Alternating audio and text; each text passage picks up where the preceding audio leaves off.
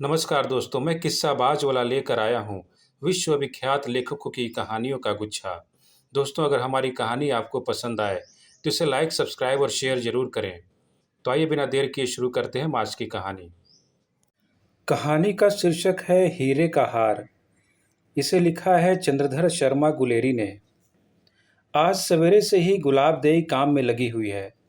उसने अपने मिट्टी के घर के आंगन को गोबर से लिपा है। उस पर पिसे हुए चावल से मंडन माड़े हैं। घर की देहली पर उसी चावल के आटे से लीकें खींची है और उन पर अक्षत और विल्लों पत्र रखे हैं। धूप की 9 डालियां चुनकर उसने लाल डोरा बांधकर उसकी कुलदेवी बनाई है और हर एक पत्ते के दुने में चावल भरकर उसे अंदर के घर में भीत के सहारे एक लकड़ी के देहरे में रखा है। कल पड़ोसी से मांग कर गुलाबी रंग लाई थी। उससे रंगी हुई चादर बेचारी को आज नसीब हुई है। लठिया टेकती हुई बुढ़िया माता की आंखें यदि 3 वर्ष की कंगाली और पुत्र वियोग से और 1.5 वर्ष की बीमारी की दुखिया के कुछ आंखें और उनमें ज्योति बाकी रही तो दरवाजे पर लगी हुई है। 3 वर्ष के पति वियोग और दारिद्र्य की प्रबल छाया से रात दिन के रोने से पथराई और सफ़ेद हुई गुलाब देई की आंखों पर आज फिर यौवन की ज्योति और हर्ष के लाल डोरे आ गए हैं।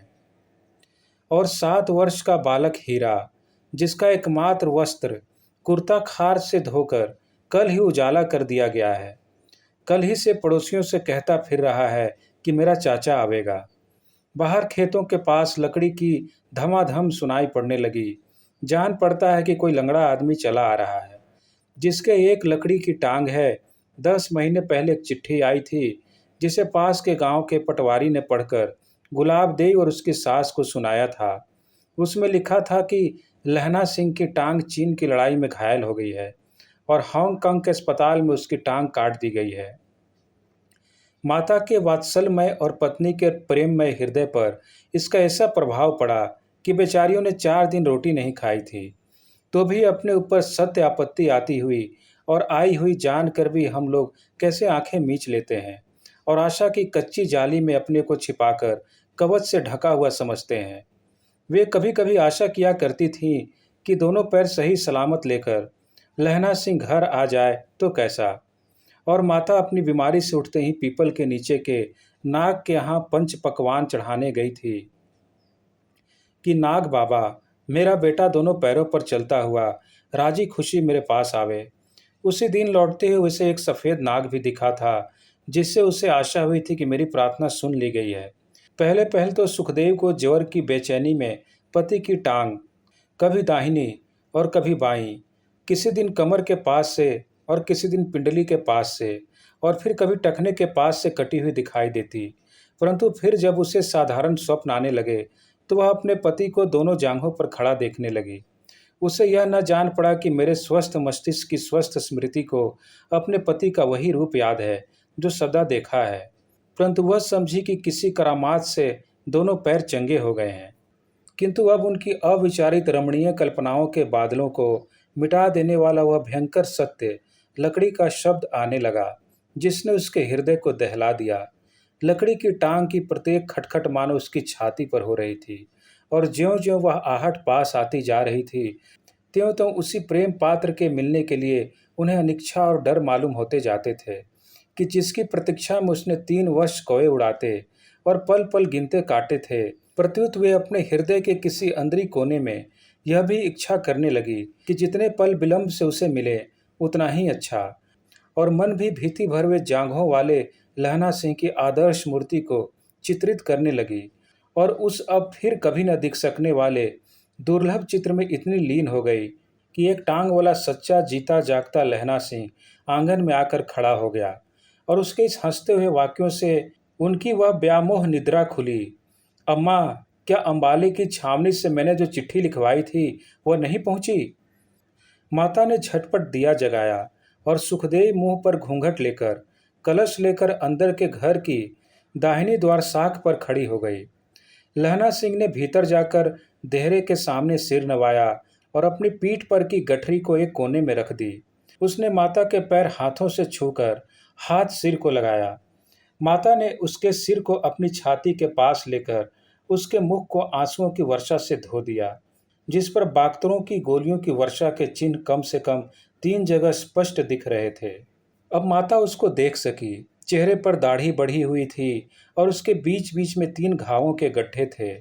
बालकपन में जहाँ सूर्य, चंद्र, मंगल आदि ग्रहों की कुदृष्टि बचाने वाला तांबे की चांदी की पतड़ियों और मूंगे आदि का कठला था, वहाँ अब लाल फीते से 4 चांदी के गोल गोल तमगे लटक रहे थे।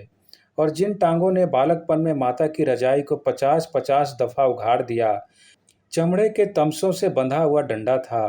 धूप से स्याह पड़े हुए और मेहनत से कुम्हलाए हुए मुख पर और महीनों तक खटिया सेने की थकावट से पिलाई हुई आंखों पर भी एक प्रकार की, एक तरह के स्वावलंबन की ज्योति थी, जो अपने पिता, पितामह के घर और उनके पितामहों के गांवों को फिर देखकर खिलने लगती थी। माता रूंधे हुए गले से कुछ न कह सकी और कुछ न पूछ सकी। चुपचाप उठकर कुछ सोच समझकर बाहर चली गई। गुलाबदेई, जिसके सारे अंग में बिजली की धाराएं दौड़ रही थीं और जिसके नेत्र पलकों को धकेल देते थे, इस बात की प्रतीक्षा न कर सकी कि पति की खुली हुई बाहें उसे समेटकर प्राणनाथ के हृदय से लगा लें, किंतु उसके पहले ही उसका सिर, जो विषाद के अंत और नौसुख के आरंभ से चकरा गया था, पति की छाती पर गिर गया और हिंदुस्तान की स्त्रियों के एकमात्र हाव भाव अश्रु के द्वारा उनकी 3 वर्ष की कैद की हुई मनोवेदना बहने लगी। वह रोती गई और रोती गई। क्या यह आश्चर्य की बात है? जहाँ की स्त्रियां पत्र लिखना पढ़ना नहीं जानती और शुद्ध भाषा में अपने भाव नहीं प्रकाश कर सकती, और जहाँ उन्हें पति से बात करने का समय भी चोरी से ही मिलता है, वहाँ की नित्य अविनाशी प्रेम का प्रवाह क्यों नहीं अश्रुओं की धारा की भाषा में? गुलेरी जी इस कहानी को यहीं तक लिख पाए थे। आगे की कहानी कथाकार डॉक्टर सुशील कुमार फुल ने पूरी की है। वहाँ नित्य अविनाशी प्रेम का प्रवाह क्यों नहीं अश्रुओं की धारा की भाषा में उमड़ेगा? प्रेम का अगर नाम आनंद है, इसकी बेल जन्म जन्मांतर तक चलती है। गुलाबदेई को 3 वर्ष के बाद पति स्पर्श का मिला था। पहले तो वह लाजवंती सी छुई मुई हुई। पहाड़ी नदी के बांध टूटना ही चाहते थे कि लहना सिंह लड़खड़ा गया और गिरते गिरते बचा। सकुचाई सी, शर्माई सी गुलाबदेई ने लहना सिंह को चिकुटी काटते हुए कहा, बस। और आंखों ही आंखों में बिहारी की नायिका के समान भरे मान में मानो कहा, कबाड़ी के सामने भी कोई लहंगा पसारेगी? हारे को हरि नाम।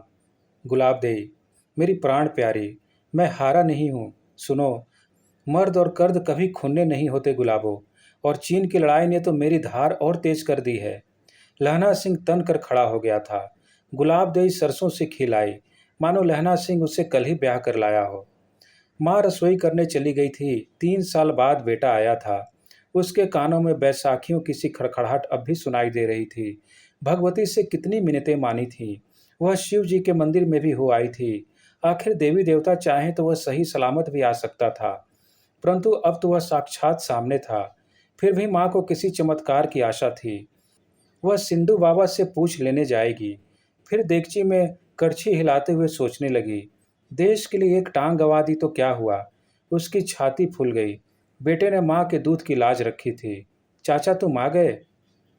हाँ बेटा, लहना सिंह ने उसे अंक में भरते हुए कहा। चाचा, इतने दिन कहाँ थे? बेटा मैं लाम पर था। चीन से युद्ध हो रहा था ना। चीन कहाँ है? मासूमियत से बालक ने पूछा। हिमालय के उस पार। मुझे भी ले चलोगे ना? अब मैं नहीं जाऊंगा, फौज से मेरी छुट्टी हो गई। कुछ सोचकर उसने कहा, बेटा तुम बड़े हो जाओगे तो फौज में भर्ती हो जाना। मैं भी चीनियों को मार गिराऊंगा। लेकिन चाचा, क्या मेरी भी टांग कट जाएगी? धत तेरी, ऐसी नहीं बोलते, टांग कटे दुश्मनों की। फिर हीरे ने जेब में आम की गुठली से बनाई पीपनी निकाली और बजाने लगा।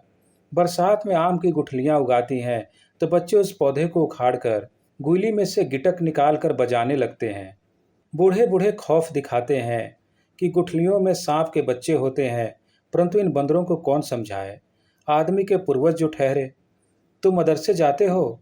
लेकिन मौलवी की लंबी दाढ़ी से डर लगता है। क्यों? दाढ़ी में उसका मुंह दिखाई ही नहीं देता। तुम्हें मुंह से क्या लेना है? अच्छे बच्चे गुरुओं के बारे में ऐसी बात नहीं करते। मेरा नाम तो अभी कच्चा है। नाम कच्चा है या कच्ची में ही? मैं पक्की में हो जाऊंगा, लेकिन बड़ी माँ ने अधन्नी नहीं दी। फीस लगता है चाचा। और वह पीपनी बजाता हुआ गायब हो गया। लहना सिंह सोचने लगा, उम्र कैसे ढल जाती है। पहाड़ी, नदी, नाले, मैदान तक पहुँचते पहुँचते संयत हो जाते हैं। ढलती हुई उम्र में वर्तमान खिसकने और भविष्य के अनिश्चय घेर लेते हैं। चीन की लड़ाई में जख्मी होने पर जब अस्पताल में था, तो हर नर्स उसे 8-9 साल की सूबेदारनी दिखाई देती। सिस्टर नैन्सी से एक दिन उसने पूछा भी था, सिस्टर क्या तुम कभी 8 साल की थी? अरे बिना 8 साल की उम्र पार किए मैं 22 की कैसे हो सकती हूँ? तुम्हें कोई याद आ रहा है? हाँ, वह 8 साल की छोकरी, दही में नहाई हुई, बाहर के फूलों से मुस्कुराती हुई मेरी जिंदगी में आई थी और फिर एकाएक विलुप्त हो गई। सूबेदारनी बन गई। कहते कहते वह खो गया था। हवलदार, तुम परी कथाओं में विश्वास रखते हो?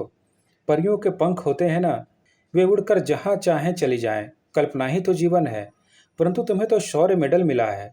अगर मेरी कल्पना में वह 8 वर्षीय कन्या न होती तो मुझे कभी शौर्य मेडल न मिलता। मेरी प्रेरणा वही थी। तुमने विवाह नहीं बनाया? नैन्सी ने पूछा। विवाह तो बनाया। कनेर के फूल सी लहलहाती मेरी पत्नी है, एक बेटा है और मेरी बूढ़ी माँ है। तो फिर परियों की कल्पना, 8 वर्ष की कन्या का ध्यान। हाँ सिस्टर, मैंने 35 साल पहले उस कन्या को देखा था। फिर वह ऐसे गायब हुई जैसे कुरली बरसात के बाद कहीं अदृश्य हो जाती है और मैं निपट अकेला। नैन्सी चली गई। वह सोचता रहा था, स्वप्न में सफ़ेद कौओं का सा दिखाई देना शुभ लक्षण है या अशुभ का प्रतीक? अस्पताल में अर्थ निमीलित आंखों में अनेक देवता आते। कभी उसे लगता कि फनियर नाग ने उसे कमर से कस लिया है। शायद यह नपुंसकता का संकेत न हो। वह दहल जाता। माँ, पत्नी और हीरा कैसे होंगे? गांव में वे वैसे तो ऐसा कुछ नहीं जो भय पैदा करे, लेकिन 3 साल तो बहुत होते हैं। वे कैसे रहती होंगी? युद्ध में तो तनख्वाह भी नहीं पहुंचती होगी। फिर उसे ध्यान आया कि जब वह चलने लगा था तो माँ ने कहा था, बेटा हमारी चिंता नहीं करना, आंगन में पहाड़िए का बास हमारी रक्षा करेगा। फिर उसे ध्यान आया, कई बार पहाड़िया नाराज हो जाए तो घर को उल्टा पुल्टा कर देता है। आप चावल की बोरी को रखें, वह अचानक खुल जाएगी और चावलों का ढेर लग जाएगा।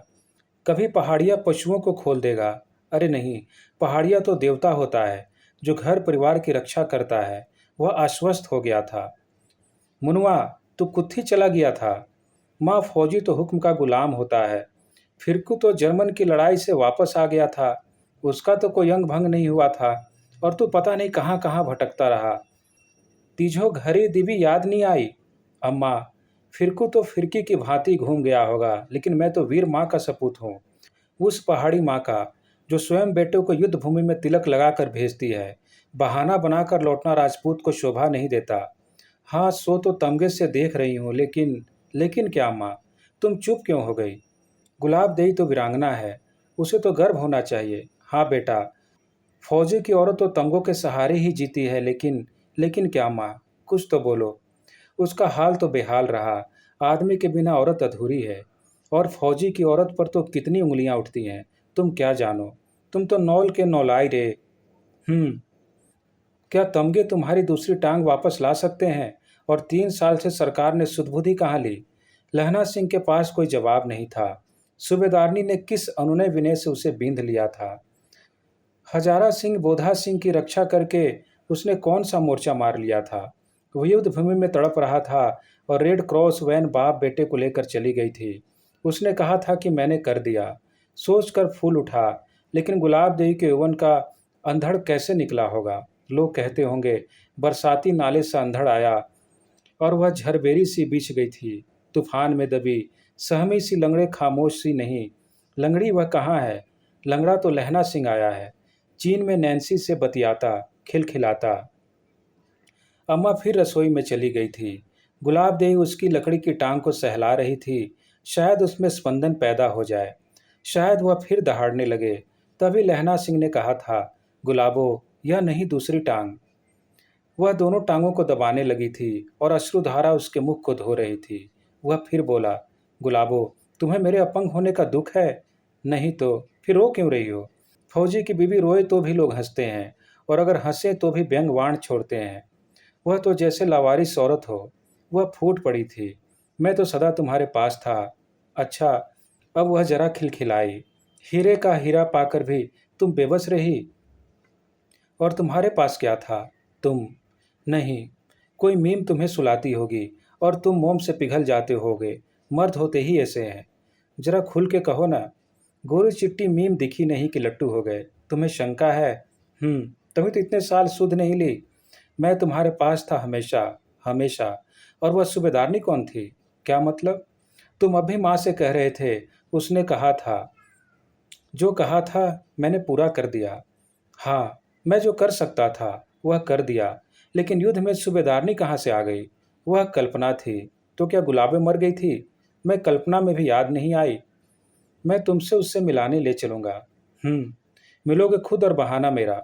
फौजिया तुद घरे नहीं आना था। मैं अब चला जाता हूँ। मेरे लिए तो तुम कब के जा चुके थे और आकर भी कहाँ आ पाए। गुलाबो, तुम भूल कर रही हो। मैंने कहा था ना, मर्द और कर्द कभी खुन्ने नहीं होते, उन्हें चलाना आना चाहिए। अच्छा अच्छा, छोड़ो भी अब। हीरा आ जाएगा। और दोनों ओबरी में चले गए। सदियों बाद जो मिले थे, छोटे छोटे सुख मनोमालिन्य को धो डालते हैं और एक दूसरे के प्रति आश्वस्ति जीवन का आधार बनाती है। एक मृत तृष्णा का पालन दाम्पत्य जीवन को हरा भरा बना देता है। गुलाबदेई लहलहाने लगी थी और आंगन में अचानक धूप खिलाई थी। धन्यवाद।